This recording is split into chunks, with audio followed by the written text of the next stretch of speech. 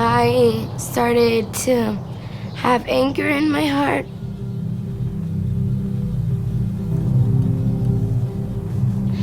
Well, 1 month later that my brother passed away, the police took my mom to the prison.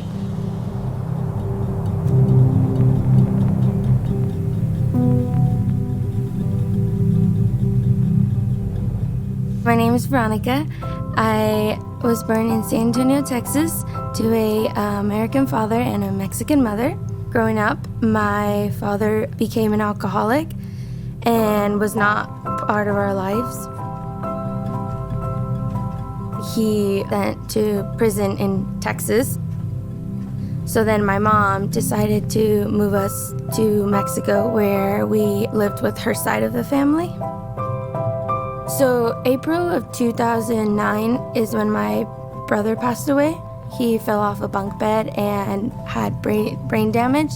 I was 12 years old and couldn't really understand why God had taken my brother. And 2 months later, my mom was sent to prison.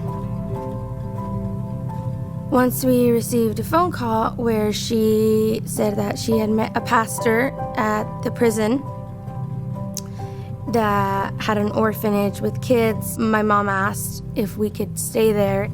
So I arrived at the orphanage, which was the beginning of the year of 2010. And I would hear, "Oh, God loves you," and we'd go to Bible study because we do devotionals every morning. But I really didn't care, and it's almost like I had like a wall. I was very angry towards God because when my brother passed away, I started thinking, well, if there's a God, he's not a good person, and he's not nice, and he clearly doesn't love me or my family.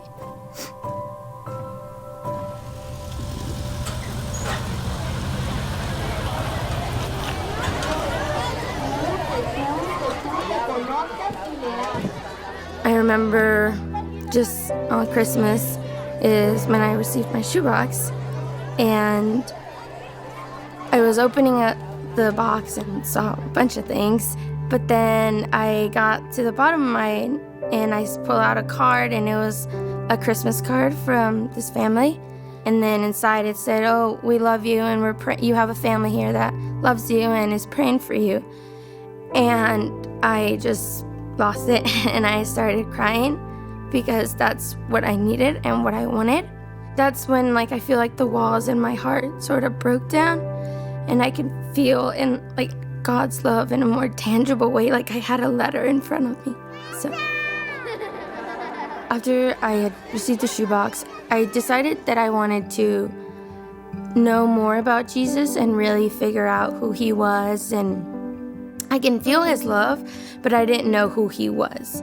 So it was a lot of just discovering who he is and really trying to figure that out. And then I accepted Jesus in my heart. I was 13 years old. And then after that, I said, hey, I want to do something good, but I don't know what. So I take care of the boys or the girls. And then we started a soup kitchen as well. So then the opportunity came up to teach the Greatest Journey, and since we had 270 kids out in the soup kitchen, we thought it was a great opportunity for those kids to be discipled. And so we'd feed the kids, pray, have icebreakers, and things like that.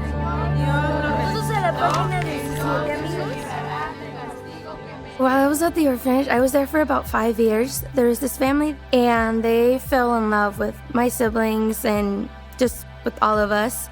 And we were able to move back to the States and live with them now. Yeah. For the first time this past Christmas, I packed shoeboxes with my small group girls that I lead back in college. We all went to Walmart and stores and packed shoeboxes and sent them away. I would say that every box counts and that each box is specific because your box matters and it brings hope to kids just everywhere. And joy, you don't know how, you don't know, maybe it's, the physical box, the container, or a toy, or a letter, or anything. it counts and it matters. So you never know how people feel loved.